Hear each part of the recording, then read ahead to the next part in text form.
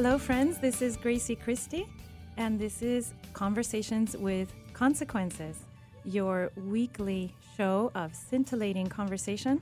If you're listening on the radio, we are on Guadalupe Radio Network, Fridays at 11 a.m. If you're not listening on the radio, you're listening to our podcast. Please subscribe wherever you get your podcasts. Today, I'm joined in studio by my colleague at the Catholic Association, Andrea Picciotti-Bayer. Good morning, Andrea. Good morning, Gracie. And we also have our other colleague, Maureen Ferguson. Good morning, Maureen. Good morning, all.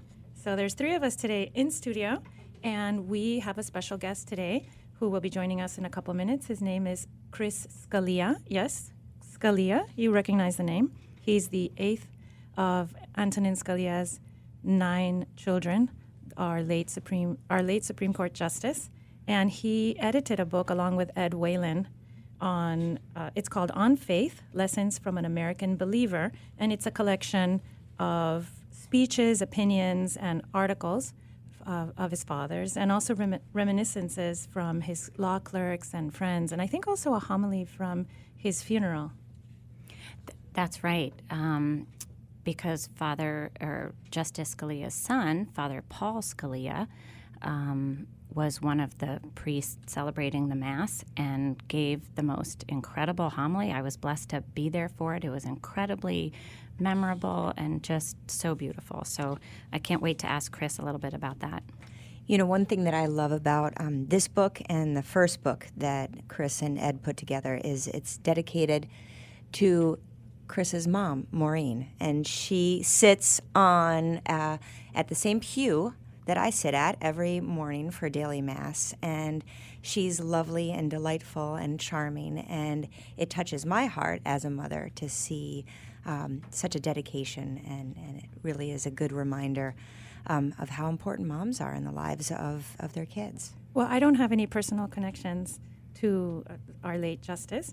I have met Chris in a coffee shop. I believe I met him one time in a coffee shop, but I do understand that our late Justice had a tremendous impact on American jurisprudence, the way that the United States understands itself and the way the government relates on religious liberty issues and the role of religion in society. So I think that this is a wonderful book. I know it's a wonderful book. I've read it, and it really addresses questions that are important to all of us, whether or not we have these personal connections to the wonderful Scalia family. Right, and I really thought this was just such an extraordinary book. I think we all know his public persona and have watched him with delight for years during his 30 years on the bench. But this book is so unique in the personal insights that it offers. It just gives an incredible insight to Antonin Scalia, the man. And I just found it to be a really, really beautiful book, and so just personally inspiring. So with that, let me introduce Chris Scalia. He is, as I said before, the eighth of Justice Scalia's 9 children, and he is now the director of academic programs at the American Enterprise Institute. And he's been kind enough to join us today. Good morning, Chris. Good morning. Thank you all very much for having me. Were your ears burning when we were talking about your wonderful work editing this great book? Thank you very much. Yes, so Maureen was especially touched by all of this. I think she mentioned being at his funeral, but maybe you can start off with that, Maureen. Right, and I'm blessed to know a little bit you and some of your siblings. And as I said, I've long been an admirer of your father from a distance in knowing his public persona. But this book was so personal. So we just feel so blessed to have you with us today, because not only is this book a collection of his speeches, but it has many personal reflections from people who knew him well, his law clerks, friends, family members. Maybe you could start off by telling us just a little bit about how this book came together, because there's a good story behind that. Yeah, this was a collection kind of in keeping with an idea my father had, and he was working on a project a little bit like this before he passed away. One of the brief reflections that we included in this book was by a lawyer named Greg Grimsel, who met my father, and to whom my father gave basically a draft collection of a book a lot like this, just a collection of speeches he delivered about religious belief and his faith and the role of religion in the American public square and in the Constitution. So Greg Grimsel read over this draft and took a lot of care with it and sent my father back some thoughts about it in a big bound collection. And he sent it, my father gave it to him in, I think, August 2015, and Mr. Grimsel sent it back to my father the day before my father passed away in February 2016. So, it was something he was cooking up late in his life. And Ed and I kind of wanted to pursue that. We had published or co-edited another collection of his works, a much broader collection that touched on all sorts of topics a couple of years ago. But this one is just about religious issues and his religious belief. And again, a lot of reminiscences from people who knew him. And I think that the people I've talked to about this collection really, they appreciate my father's speeches too, of course, but they really appreciate the kind of personal reflections from people who knew my father, because it was they were getting so much insight they didn't have before. It's kind of a 360-degree view of my father's religious ideas and beliefs. So Justice Thomas writes a foreword to the collection. My brother, Father Paul Scalia, you guys mentioned the homily he delivered at the funeral mass. That's in here, but so is an introduction that my brother wrote. And my sister Mary also has a reflection in here too, as well as other things from law clerks. Chris, besides a labor of love to put this together and highlight your father's really deep relationship to the faith and his impact, what do you think this book adds to the American conversation on faith? I think probably, to the broad American political conversation or legal conversation, a point that my father wanted to make and did make again and again in his opinions was that the Constitution opens up a large space for religion in the public square. And he was very concerned with the move the Supreme Court had been taking since the 1960s to kind of close off that square. And in particular, the court did this by saying that the government had to be impartial between religion and irreligion, whereas the founders believed that the government could not endorse a specific religion, but encourage religion by kind of, for example, politicians mentioning God in speeches or having religion mentioned in public monuments and things like that.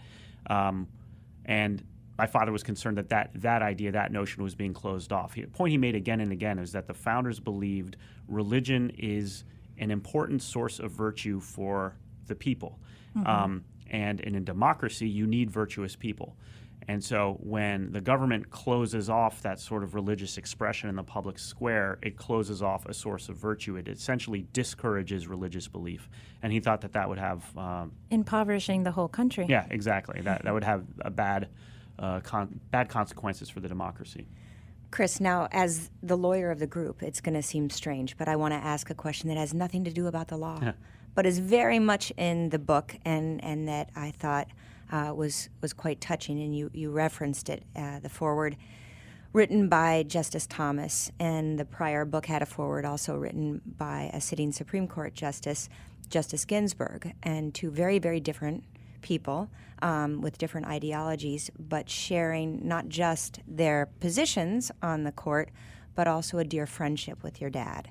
And in the book, you can see kind of running through the importance not only of family, which we want to talk about later, but also friendship. And I was wondering if you could tell us a little bit about the lessons that you learned observing this friendship that your dad had with these luminaries of the law.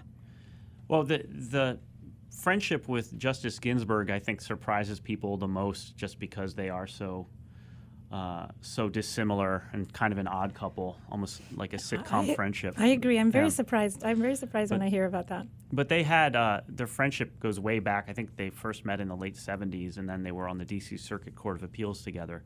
And they liked each other as colleagues, for one thing. They appreciated that the other was willing to engage with ideas and kind of help the other with their opinions, even if they ended up disagreeing with them. Mm-hmm. And that was not a lot of judges then, or at least their peers on the D.C. Circuit at that time, really were willing to do that. So they appreciated that. They enjoyed each other as colleagues, even if they often disagreed. But as far as their friendship goes, they had a lot in common. I suspect that a lot of their friendship was kind of based on the fact that they grew up in New York around the same time. That she's a couple years older than my dad, and they grew up in different boroughs, but they grew up in New York City around the same time. And they were both lovers of opera. Marty Ginsburg, her husband, was an excellent cook, and my father really liked to eat. So that was a good connection. Well, all Italians like to eat. That is true. And my mom and Marty and Justice Ginsburg got along very well too. So it was a four-way friendship. Not just my dad and Justice Ginsburg, but those two couples together. And my dad made her laugh. She said that there were a couple of people in her life that could regularly make her laugh, and one of them was her husband, and the other was my dad, apparently. Your father's wit and his sort of generally jolly nature, it sort of runs through the course of this book. I mean, Mm-hmm. I found myself laughing out loud reading some of these excerpts. And, it's interesting because sometimes, or often even, really brilliant people can be rather dull on the personality side, but your father had it all. I mean, he was just hilarious. There were so many funny things in this book. And maybe we could touch upon a few of the speeches. We three moms here have college-age children, so I was quite struck with his speech at Catholic University about the purpose of a Catholic university in an increasingly secular society. And he was really pushing the idea that the task of a Catholic university is not just to teach their students to think well, but to live virtuously. And that part of the task of a Catholic university is moral formation, since college students are still young and impressionable. So I wonder if you want to expound upon that at all. He had a couple funny cracks about those of us sitting in the pews all are aware of the annual collection for Catholic University. And he That's right. talked about how he would give or not give depending on which media theologian was dissenting that year. That's right. And he has a great joke about Catholic schools need to be more than just a resource for reporters to go to when they're looking for somebody to disagree with the Pope. Okay, I howled at that one. What a scream.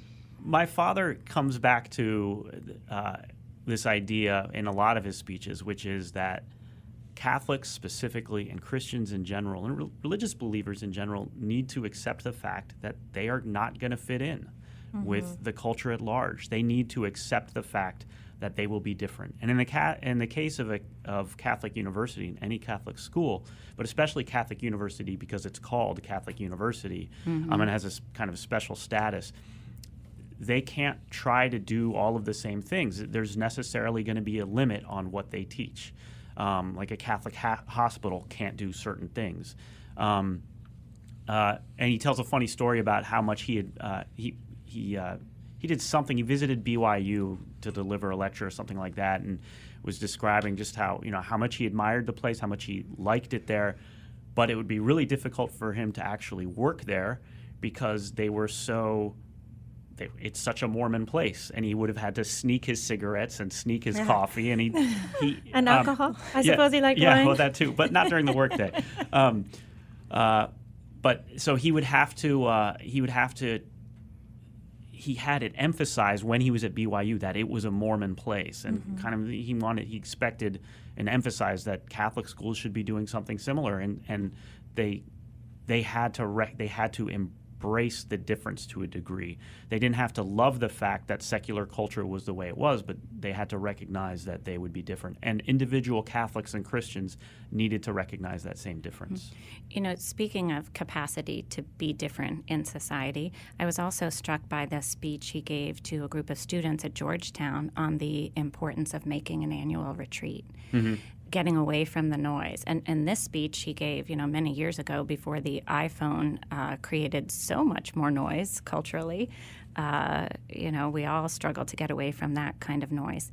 But he talked about how the retreat he made as a senior in high school at Xavier Academy in New York, that was the most important retreat he said he took, because he said he would discern whether he would go into the seminary or off to college and enter the world as a layman. He found his gifts as a layman were probably calling him to enter the world, and thank God he had that clear discernment on retreat. But I thought his point there was just so important, and he says that you'll lose your soul. You'll forget who you are if you don't get away from the noise. And this quote struck me in particular. He said, if you don't have a weekend to spare once a year to think exclusively about the things that really matter, well, you haven't planned your life correctly. Yeah, that's a great line, and it's bracing too. Is it ever? Challenging. If he can do it, I was going to most people say, can do it. if the Justice of the Supreme Court with 9 children can take a weekend away to think about the transcendent, then I think all of us can do the same.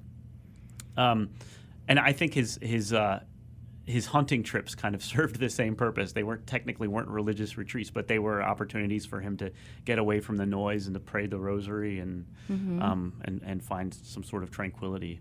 When he would come home from those annual retreats, would he speak with you about them? He exemplified a quiet but somehow very firm faith, and I'm just curious to hear your perspective as a son on that. Just in general, he wouldn't. He rarely lectured us about religion, and as a result, the conversations we had about them stuck with us, I think, a little bit more. I think Paul describes this episode or mentions it in his introduction, but when we were growing up, we went to Mass at the beach, and it was kind of this less of a church and more of an amphitheater. And in the back, there was basically the church ended and sand began, and we were playing in the sand during Mass and during the consecration. Goodness. And afterwards, my father told us why that was a bad thing. And he didn't explain it in terms of his personal connection to the Eucharist. He described it as what Mass is about.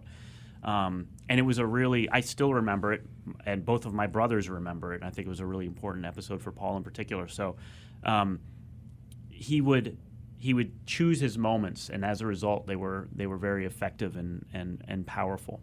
One of the testimonies in the book from one of his law clerks, Patrick Schlitz, I believe was his name, talks about the impact of attending one Mass with your dad and how that really actually transformed his entire faith, because he had this sort of casual understanding of the Eucharist until the point at which he attended Mass with your dad and was just so struck with the intensity of prayer at the moment of the consecration. Yeah. And do you want to elaborate on that a little bit? That struck me too, and I think a couple of people in this collection mentioned it too. My father, when he prayed, it was a very, very intense manner of prayer. His eyes closed, his head bowed, and his hands folded. There's a great picture of him. It's kind of hard to find, but if you look long enough on the internet, you'll find a picture of him during a red Mass, where he's hunched over the pew, and in prayer, and Chief Justice Rehnquist is next to him, and Rehnquist is looking at him as if my dad isn't feeling well or something. It's just such an intense manner of prayer. And my father was, he was very demonstrative during Mass. If the priest said something silly during the sermon, my father would grumble. If there was a bad song a hymn he didn't want to sing, he would grumble. But if at the same time, if there was a great sermon, he let you know it too. And if there was a wonderful hymn, he would sing along very loudly. And it was. I bet you But he loved had a that great as voice, as a right? little I kid. mean, he had a good. He did have a good voice, yeah. I think A loud when- voice too. I think when people see a powerful man bowing before a greater power, it makes a big impact. I think that's right. Well, you're listening to Conversations with Consequences, and we'll be right back after our break with Chris Scalia.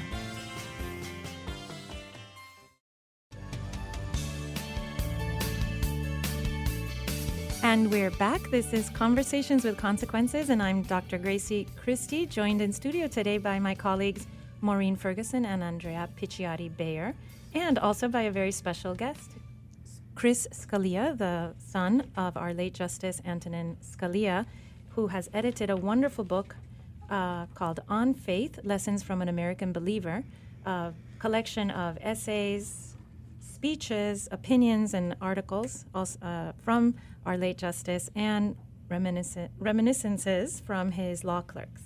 And we are having a wonderful discussion about Justice Scalia's impact on the idea of the public square and religious liberty, and also just his great personal impact on so many people's lives. And Maureen, who has made a deep study of the book, wants to turn to which essay now? Well, I was so moved by the testimony from the law clerks, from several different law clerks. And one was just an amusing illustration of how he sort of both subtly and not so subtly exercised his faith and outreach towards those around him.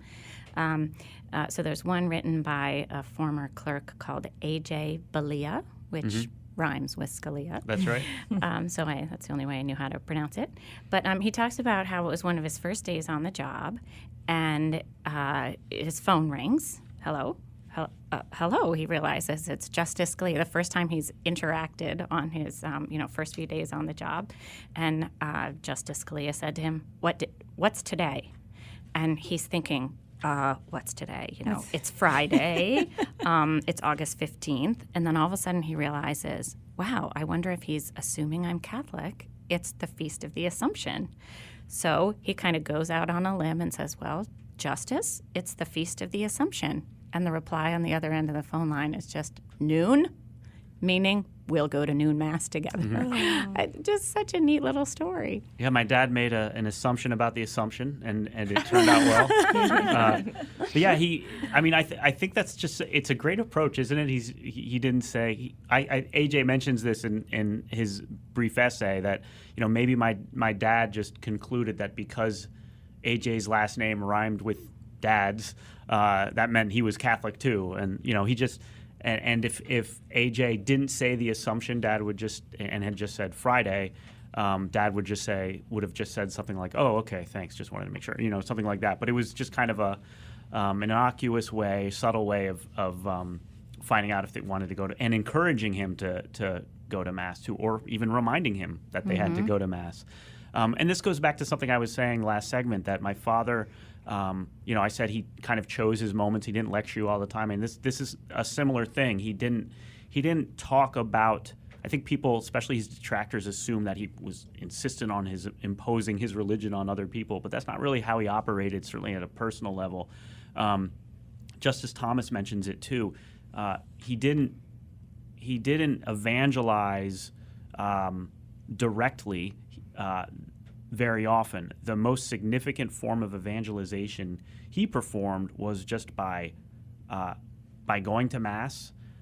His personal example. Yeah, his personal of example. How he integrated his religious life into a busy public right, exactly. service. And Dad knew that he was a visible Catholic, and that's one of the reasons he spoke as often as he did about religion, because he kind of saw that people would look up to him, people of faith would want advice on how to model their own lives, but also people who were skeptics would want or appreciate some explanation of why he did what he did. And if so many Americans find living a coherent Catholic or other religious life in our secular society, if we all find it so difficult, I can imagine that looking up to somebody like Justice, like your father, was a great explanation of how to do that with confidence.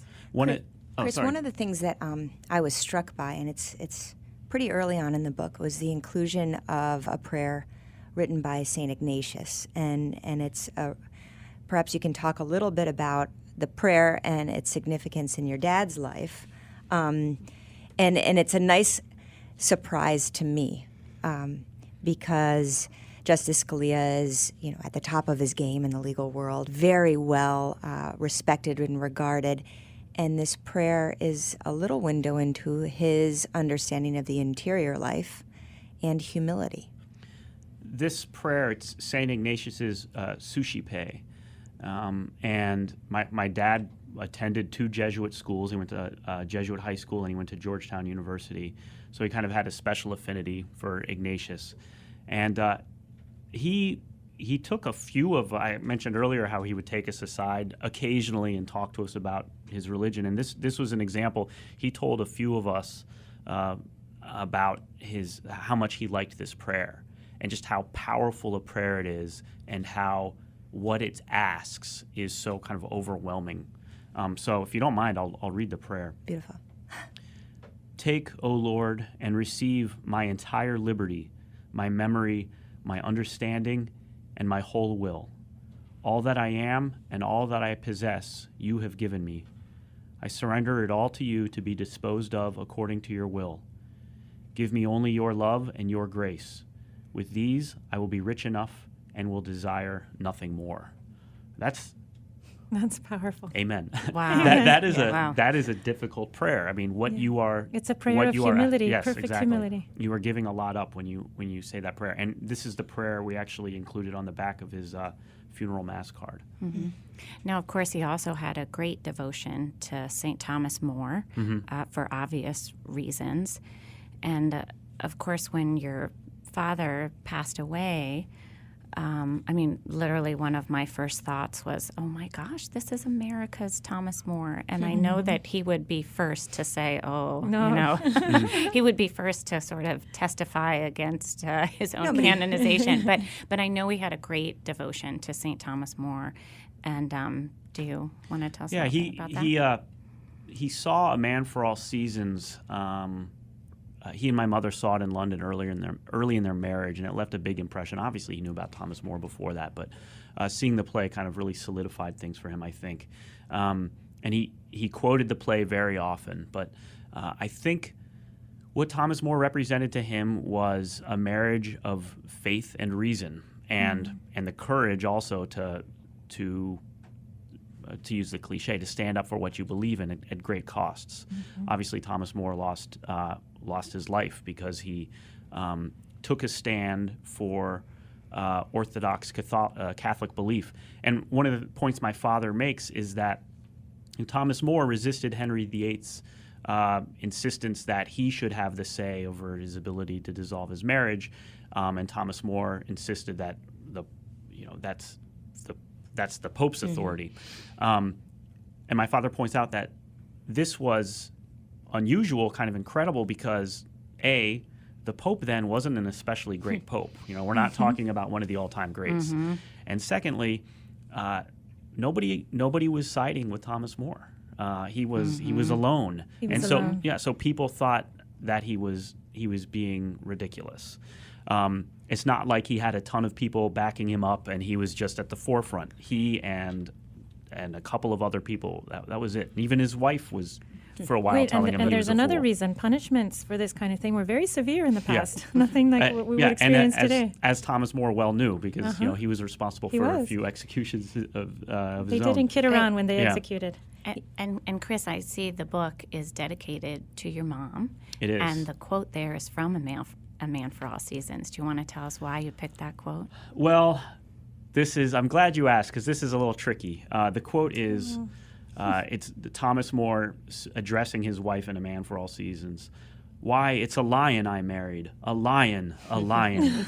And this is towards the end of the play, I think, when his wife kind of finally stands behind him and supports him. In a lot of the play, she had been kind of telling him he was being foolish. Right. This is their final visit to him at the Tower of London, where they're begging him to go along with the king in order to save his life. Right. But this is a risky quotation because Thomas More's wife wasn't as smart as Thomas More, as indicated in the play, and my mom was my dad's intellectual peer. Oh. And my mom was also, she would tease him when they disagreed with opinions, but they were a team, and he wouldn't have gotten to where he was. Actually, as the dedication of the previous book, he said it, we took that dedication from something he said after he was nominated by President Reagan. He couldn't have gotten to the court without her, and if he had, it wouldn't have been nearly as much fun. So they were a great team. Wow. You know, one of the law clerks writes about your parents' marriage, and she talks about her conversion to the Catholic faith. She again says, Justice Scalia never evangelized me. She was meeting privately with your brother, Father Paul Scalia, to investigate questions of the faith, but she says that the justice never spoke with her about that. But part of her faith journey, or one of the hurdles, was church teaching on the family. And she writes really movingly about how things finally clicked for her on that when she witnessed your family at your father's funeral mass. She says the most visible sign of the justice's faith was his marriage to Maureen and their 9 children. And it was the most visible sign that turned me toward the church at long last. And I mean, this quote goes on. It's just so beautiful. I'm going to have to urge everyone to buy the book to read the rest of this quote, because it's really moving. But my mom said something really powerful shortly after my dad died, when all of my brothers and sisters were with her. She said something like, something along the lines of the 9 of us giving her the support she needed and the comfort she needed afterwards. She couldn't imagine having any fewer. Well, Chris, it's interesting that around the table we have large families, all of us, and your dad was an only child. And to then be the head of a large household and also holding incredible positions and having a lot of intellectual pressure on him, what was it like growing up for you? I mean, I always think about my younger kids and how, I'm slacking off a bit on discipline. But how exciting was it growing up? And you talked about your parents' great unity as a couple. What could you share with us, some of those great memories? Well, it was a lot of fun, and the most significant thing the thing that set my family apart from families of my friends wasn't that he was on the Supreme Court, but that there were so many of us.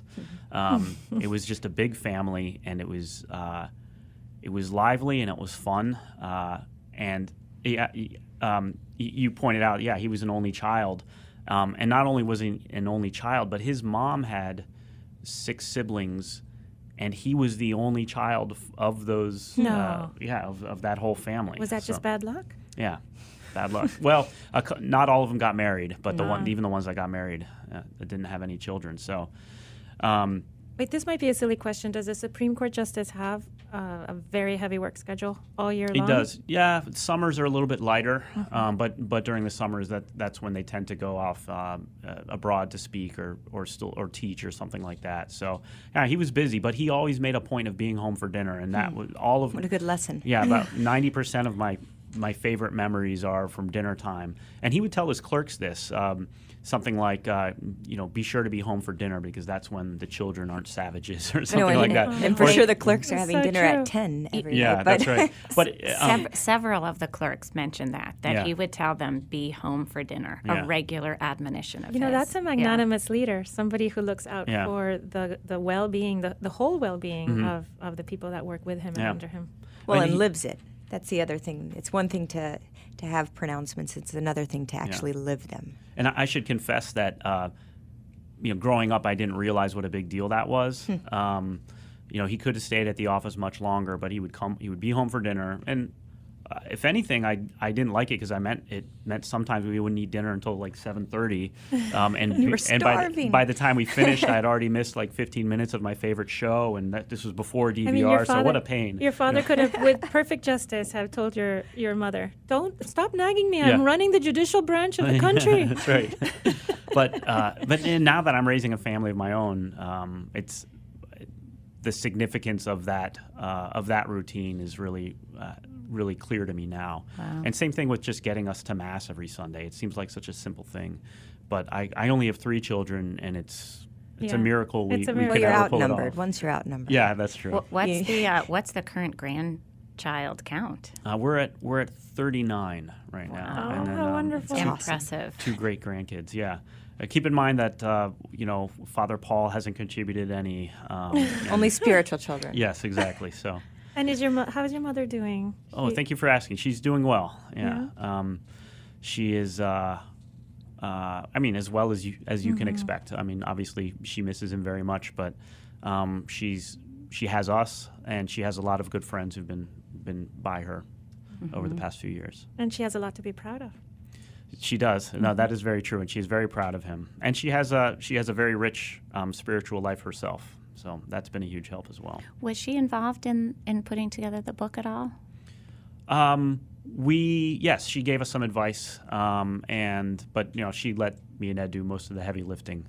Do you want to say anything about your co-editor here, Ed Whelan, who was he was one of the clerks, helped you with the first book, Scalia Speaks, and now with this one as well. I know he's got a bunch of great anecdotes too from his. Yeah, Ed clerked for my father in the early 90s. He likes to joke about it being a particularly bad term, full of dissents, a couple of high-profile Was it the Casey dissents. year? Casey. It was the Casey year, and wow. also another one that we have in this collection, Lee v. Weissman.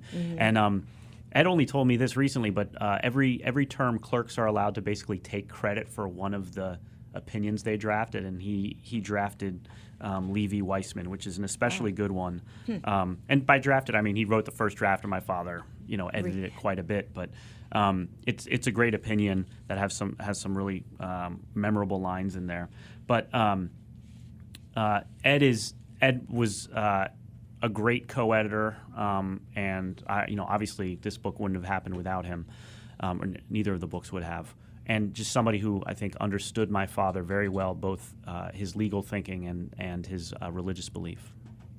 Andrea, I know you wanted to ask about one of the forewords written by Clarence Thomas, Justice Thomas. Yeah, we touched upon it before, Chris, about the beautiful forewords written in both of the books, the first by Justice Ginsburg and the second by Justice Thomas. And you spoke a lot about the relationship and the friendship that your dad and Justice Ginsburg had, and that they had a lot in common. Justice Thomas and your dad, their lives were very different leading up to getting to the bench, and yet they almost had like a brotherhood, and Justice Thomas speaks about that. And I was wondering if you could share just briefly that friendship and that relationship that you observed. Can I read a passage from his foreword? Because That would be great. Please. I find this very, very powerful. This is towards the end of his foreword. In a sense, it was providential and certainly not probable that we would serve together. When I joined the court, I only knew of him but had never met him. He was from the Northeast, while I am from the Southeast. He came from a house of educators, I from a household of almost no formal education. But we shared our Catholic faith and our Jesuit education, as well as our sense of vocation. Our faith mattered, and so it was that our work had to matter and had to be done right. For different reasons and from different origins, we were heading in the same direction. So we walked together and worked together for a quarter century. I have really good memories of Justice Thomas coming over for dinner, and I remember his laugh. I don't know if you've ever heard Justice Thomas laugh, but I would say it fills a room, but it fills a house too. The chambers of the court as well. But my dad used to like to, when he was working on an opinion and was especially pleased with a sentence, he would call up Justice Thomas and say, "Brother Clarence, listen to this." And he would read the sentence and then wait for the guffaw. So they obviously they agreed on more opinions than my dad did with Justice Ginsburg, but they had, I think, again, both a wonderful friendship and a great working relationship. When I read the foreword, the feeling that I had was that's the friendship between two Christian gentlemen. I like that. Chris, thank you so much for giving us this inside view of such a wonderful man and such a person who's left so much for us. just imprinted on the whole country, right? His personality Yeah. and his beliefs and all his virtues and his apostolate. And the book, again, On Faith, you can get it anywhere on Amazon or any bookstore. But I have a whole stack on my bookshelf now to give for gifts. They're great graduation gifts, Father's Day, Christmas, anything. It's a fantastic, it's an easy read, it's digestible, short little excerpts. And not just from a family perspective, or for a male perspective, a good Father's Day gift, for instance, but also just how do we live our faith with integrity in a complicated public square? What better, right? With courage. What Courageously better like Justice lessons Scalia. than this book on faith? Thank you, Chris. Thank you all very much. It's been my pleasure.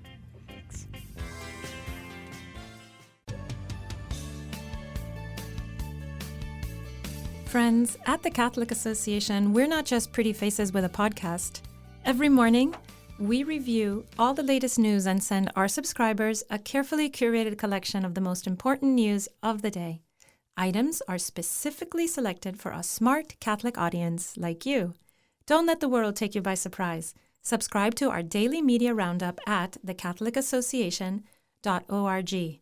This week, as usual, I've picked out one or two of the articles that were included in the clips this week. I've picked out my own, which was published in National Review Online on June 17th. It's titled, Britain Needs Its Own Mexico City Policy to Stop Funding Abortion Overseas. So you may remember that one of the first of the Trump administration's many pro-life moves was to stop funding abortion overseas. He reinstated and expanded the Mexico City policy that President Obama had canceled out in 2009. So this is really good news for us taxpayers who don't want to help the world's poor do away with their children. We would like to help them welcome their children into the world. Over in the United Kingdom, recently, in January, I believe, they gave the International Planned Parenthood Federation over £130 million. And now British taxpayers are wondering why their hard-earned money is going to this ethically challenged corporation, which has been recently credibly accused of organizing offering young volunteers as unpaid prostitutes to guests at African functions. So, according to these accusations, which apparently are credible, they've been made in Kenya and they're available in Kenyan court documents, the IPPF, Planned Parenthood International, has been offering young girls as prostitutes to their guests. This is not something that the British public wants to fund. So we recommend that the British public start their own Mexico City policy and stop funding abortion overseas. Now, just today, and this is not in the TCA clips yet, but it will be because this is very big news, the Bladensburg Peace Cross case has been decided by the Supreme Court, and the Supreme Court has said that the cross, which is in Maryland, should stand. It should not be taken down. American humanists, a secular group, had asked the Supreme Court to rule against this cross, which was put up by the mothers of slain World War I soldiers. It's very beautiful. It's been there for a very long time, since just after World War I. And it's a very tall cross. It annoys secularists. So they've been suing and suing. It finally got all the way to the Supreme Court, and the Supreme Court stood up for the cross. So I'm going to read to you from our legal eagle, Andrea Picciotti. This is her statement, which is on our website. In saving the historic Bladensburg Peace Cross from the American humanists' bulldozers, the Supreme Court has brought common sense and clarity to this important First Amendment issue. The Constitution does not require eliminating the great symbols of America's religious pluralism from the public square. So I applaud that. That is such wonderful news. And that's the TCA clips for this week. You can find the link to my article in National Review on the podcast show notes. To subscribe to the podcast and to the media clips, go to thecatholicassociation.org. Today we enter into a new conversation with consequence in anticipation of this Sunday's feast of the body and the blood of the Lord, Corpus Christi. In the second reading for Sunday, St. Paul echoes Jesus' words from the upper room, "Take and eat, this is my body. Take and drink, this is my blood." Those words go back to that distressing conversation with consequences that Jesus had in Capernaum a year before the Last Supper, when after the miraculous multiplication of loaves and fish, when people were coming for another free meal, Jesus said that he is the true manna, and that if we want to enter truly into life with him, we have to gnaw on his flesh and drink his blood. These words were disgusting to most of the Jews. You couldn't touch blood without becoming ritually impure, and no one would even think about eating another human being. So when Jesus was saying you had to chew on his flesh as if you were a dog eating a bone, or not even just touch his blood, but consume it within you, many of them found it as words of a cannibalistic sicko. And so even though Jesus had amazed them for 2 years, even though so many followers had come to him, many of them started to go away. Jesus didn't run after him saying, no, I was just talking symbolically. He knew that they had understood him appropriately and just couldn't accept that truth yet. He turned to Peter and the other disciples and said, "Are you too going to leave?" And Peter, for the apostles, stood up and said, "Lord, to whom shall we go? You have the words of eternal life. We've come to believe and know you are the Holy One of God." Those words wouldn't make sense to Peter until exactly a year later, when Jesus would take bread and wine into his hands, totally change it into his body and blood, and say, "Take and eat, take and drink." But Peter trusted in the Lord, and therefore trusted in what he said, and accepted that somehow Jesus would provide. Jesus continues to provide his flesh and blood to us each day. What's our response? Right before the gospel on Sunday, we will hear St. Thomas Aquinas' beautiful Lauda Zion Salvatorum, the sequence to prepare us for this feast to celebrate it worthily. And in the second verse, there are some famous words, quantum potes, tantum aude, in Latin, however much you can, that much dare to do. We're supposed to give our best in response to Jesus' giving of himself in an existential conversation with us. How do we do that? First is through our hunger, praying spiritual communions, trying to seek Jesus more and more.